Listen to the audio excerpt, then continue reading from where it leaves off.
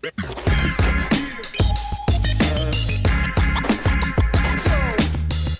BFC το ξεκίνησα το 2017, πρώτη φορά στην Ελευσίνα, έτσι σαν ένα jam, ας πούμε, cypher. Από την αρχή, ας πούμε, είχε ένα σκοπό, ρε παιδί μου, να φέρει μια τέχνη που πάει να αλλοιωθεί, που πάει να καταστραφεί, ας πούμε, κατάλαβες. Γιατί πλέον και τα jams δεν γίνονται όπως γίνονταν παλιά, έχουν μια άλλη φόρμα, μια άλλη μέθοδο, έχουν γίνει λίγο πιο competition φάση, κατάλαβες, λίγο πιο αθλητικά όλα. Το BFC ξαναφέρνει, ας πούμε, πίσω γιατί αφορά το break, ας πούμε, φέρνει πίσω το battle system, φέρνει πίσω το cypher που λείπει από πολλά battles, φέρνει πίσω το call out που δεν υπάρχει, και παρόλα αυτά έχει και το διαγωνιστικό του κομμάτι, ας πούμε, που βγάζουμε, ας πούμε, πάντα ένα νικητή, ας πούμε, και μια επιρροή μου, ας πούμε, ήταν το UFC, αυτό και BFC, που, ας πούμε, αυτοί τι κάνουν στο UFC. Έχουν τους μαχητές, ας πούμε, και τους παρουσιάζουν, ας πούμε, σαν stars. Σαν stars ο κάθε μαχητή, ο κάθε μαθητής, ας πούμε, αυτός έρχεται από εκεί, έχει κάνει αυτό και αυτό. Και αυτό, ας πούμε, μου έδωσε πολύ όθηση να το κάνω. Λέω, ας πούμε, τους b-boys, ρε παιδί μου, δεν θέλω να τους χρησιμοποιήσω, ας πούμε. Έκανα ένα σολάκι αυτό. Θα το χρησιμοποιήσω να μπει εκεί πέρα, σε μια γωνία. Ο ένας b-boy σε άλλη γωνία, ο άλλος b-boy έρχεται από εκεί, ξέρω εγώ.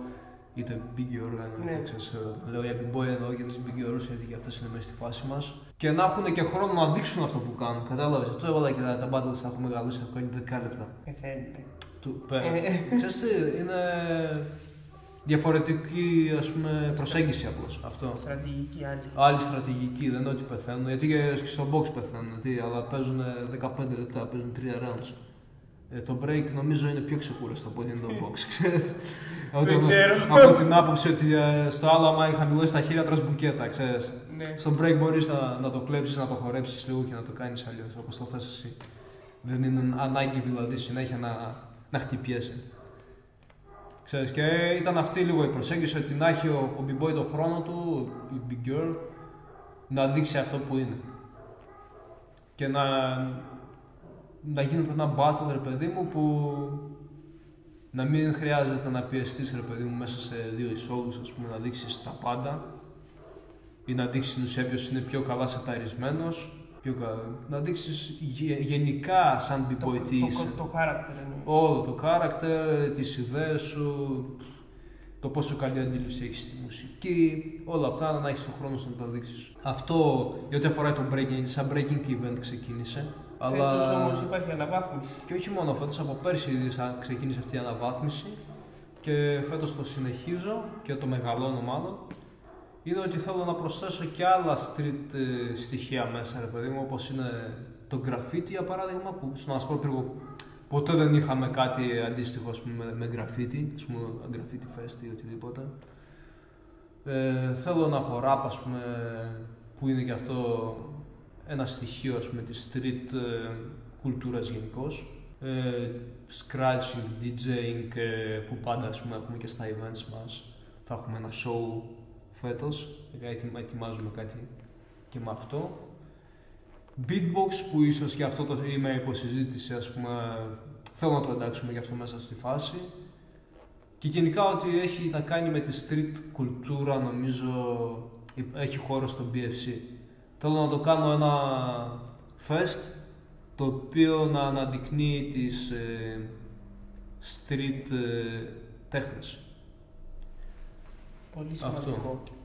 Και αυτό, δεν θέλω να το γεμίσω απλώς με πράγματα που να του δίνουν εμπορική αξία, δηλαδή να μπορώ να το πουλήσω, ας πούμε, και τέτοιο.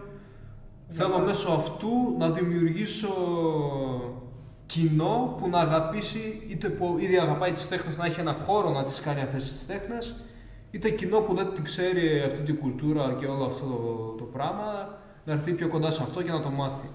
Στην ουσία ένα περιβάλλον προσπαθείς να χτίσεις για να αναπτυχθούν όλα τα... Μπράβο. Που νομίζω αυτό μας λείπει. Στον Ασπρόπυργο σίγουρα, στην Αθήνα υπάρχει λίγο περισσότερο, αλλά γενικά βλέπω ότι έχει καταστραφεί λίγο αυτό παγκοσμίως. Ναι. Παγκοσμίως έχει αρχίσει να αλλοιώνεται όλη η κουλτούρα και όλα προσπαθούν να γίνουν. Δηλαδή παλιά αυτά ήταν όλα μαζί, σκέψου. Αυτά που λέω ήταν ένα. Σε ένα πάρτι τα βλέπεις όλα αυτά, ας πούμε.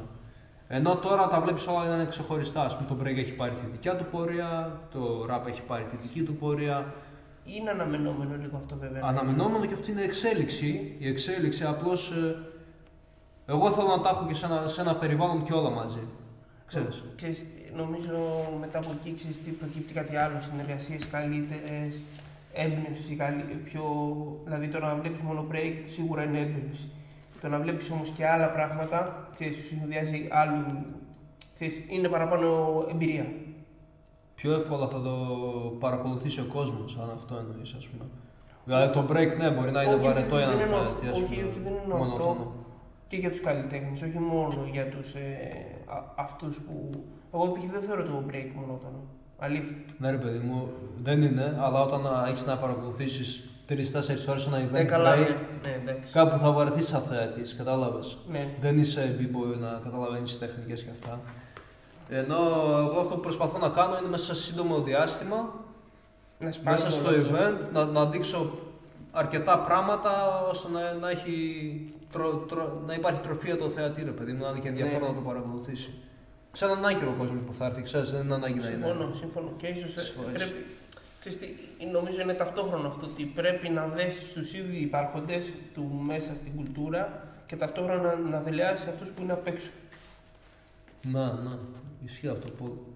Είναι λίγο δύσκολο. Και κάπως έτσι στην ουσία θα υπάρχει και καινούρια γενιά, ξέρεις. Γιατί άμα δεν έχει από κάτι, ρε παιδί μου, ας πούμε. Ναι. Που εγώ τότε ας πούμε έβλεπα ότι υπήρχε κόσμος που χόρευε. Τώρα οι νέοι, εμείς δεν χορεύουμε ας πούμε έξω συχνά. Πιο πολύ χορεύουμε μέσα στην αίθουσα. Δεν μας βλέπουν, κατάλαβες. Είναι ωραίο να υπάρχει κάτι που να μπορούν να σε δουν κάπου και να ξεκινήσουν κι αυτοί. Είναι αυτό ρε, το να χτίσουμε το περιβάλλον. Ναι, από εμάς εξαρτάται. Λόγω του ίντερνετ έχουμε κλείσει πολύ στα σπίτια μας. Σίγουρα μας έχει δώσει άλλη προοπτική. Αλλά το έξω πιστεύω δεν μπορεί να το αντικαταστήσεις και είναι πολύ διαφορετικό να βλέπεις break από το κινητό και πολύ διαφορετικό από το να το βλέπεις από κοντά.